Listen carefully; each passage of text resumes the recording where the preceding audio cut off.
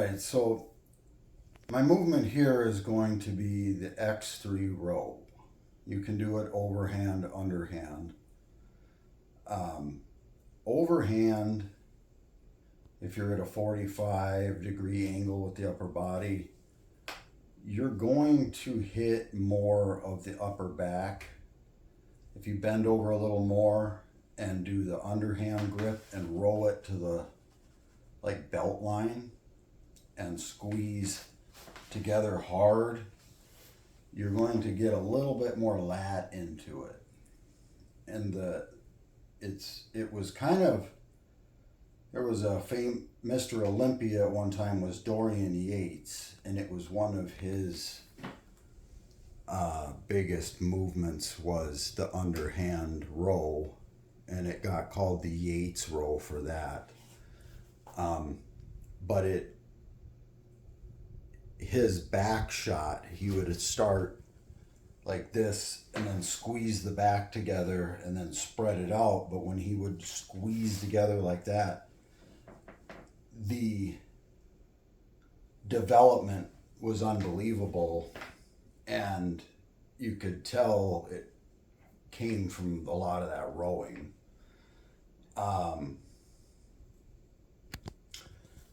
I did overhand for years, and by using too much load, bands aren't going to cause as big of an issue. But too much load overhand, stuff started rolling forward, and I started to collapse the lower back. The row with the X3 has helped me reverse a little bit of, especially the pulled stuff around my shoulder blades. Tissue got so tight that I actually pulled a lat up underneath my shoulder blade on the left side. I still have some issues from that, but all that area where the lat and the teres muscles and the rear delt, where everything combines right there, it was just a big wad of scar tissue. And my shoulder had been brought in and like collapsed, and then there was a point when I would try to do like a lat spread like this, my shoulder was so crammed down that I couldn't do it. And then if I was to do a bicep pose like this, I couldn't get the full external rotation, and my delt would be like flat, where on this side, like you would do this and then you'd see the delt bump up. And it was because everything got, my spine and everything went down, everything got compressed. And then as I started doing some different movements properly and then using the resistance bands with the X3, stuff started to erect. And as my spine erected, then all of a sudden my shoulders had to start coming back out, and it caused that for a while. And even my pec and everything got so tight I could feel just the strands of it clear to here, and my rib cage was pulled out. But through some specialty movements and using the X3, the deadlift, the banded shoulder press, the underhand row, and the Zercher squat, things like that, I have reversed a lot of that stuff. Then, of course, mobility work, a lot of hanging, pulling of the neck, inversion table, things like that. That's irrelevant for the most part here, but for people that have some issues going on or experience some discomfort after starting to use heavier bands, a lot of it is straightening people out. I know a lot of people end up kind of hunchbacked, their necks forward, and they got kind of a hunchback going on, and eventually that'll start to straighten out, and it can become uncomfortable, and you'll have to have somebody, you're gonna have to stretch your neck a lot and have somebody pull on it, things like that. there was even a point I couldn't do lateral raises because my shoulders then went down and everything under here was so tight that my femur was pulled up underneath the socket, like, and it eventually had to stretch out from hanging and come out enough. So I highly recommend band work no matter what you're doing, powerlifting, bodybuilding, just wanting to get in shape. The average person can use bands for just getting in shape and they can look good. But if you're like a really high level competitive bodybuilder, powerlifter, whatever, of course you'd have to use some weights, but I would use the X3 first to make sure everything is being maintained and pulling where it should be. The ligaments stay strong and everything's warmed up and full of blood really good before you even touch a weight. And you get most of your exhaustion out of the bands and then just do whatever bit of weight training is necessity after that. But that's a little more explanation needed to be just for this movement. But now I'm going to show you my version of the bent over row with the X3. First off, this is a Sirius steel band. I like it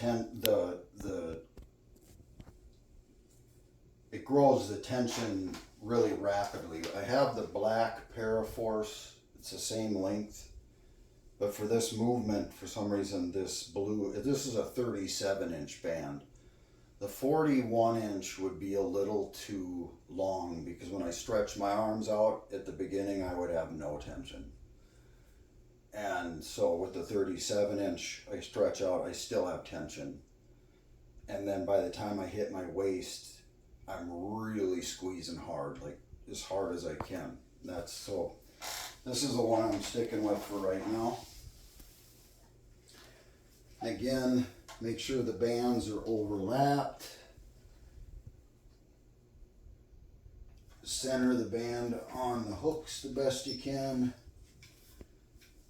Then I get the underhand grip. Now you can see right here, this is the tension.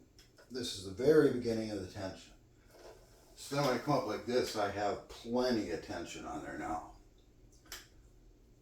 I keep my head up. I don't round like this and roll up. I make sure my lats keep me upright. And then I roll into my waist.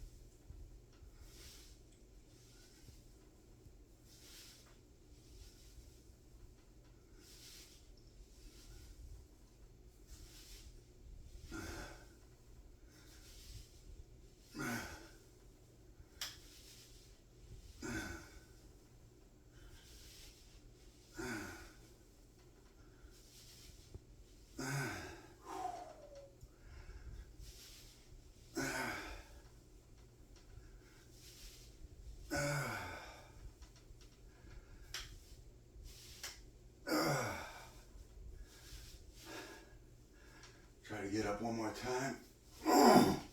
Hold it.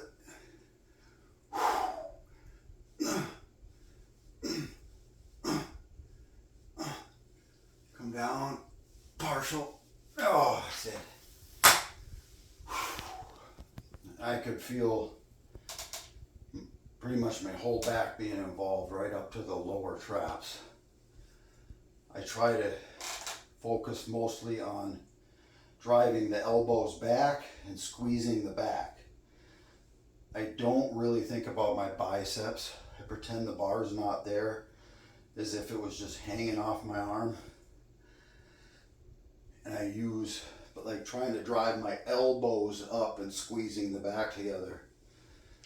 And I use the bicep as little as possible. But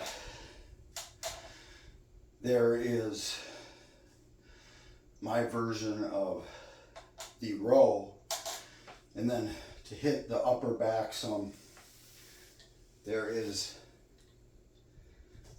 the way of overhand, and then a little more of a upright stance, and come in like this.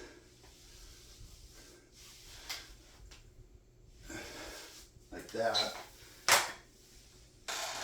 And you're going to end up hitting a little more of the upper back, the wrong, like Terry's, major, still some rear delt, rhomboids, some traps, things like that. I prefer the supinated grip with a little more, just being a little more bent over. But that's that.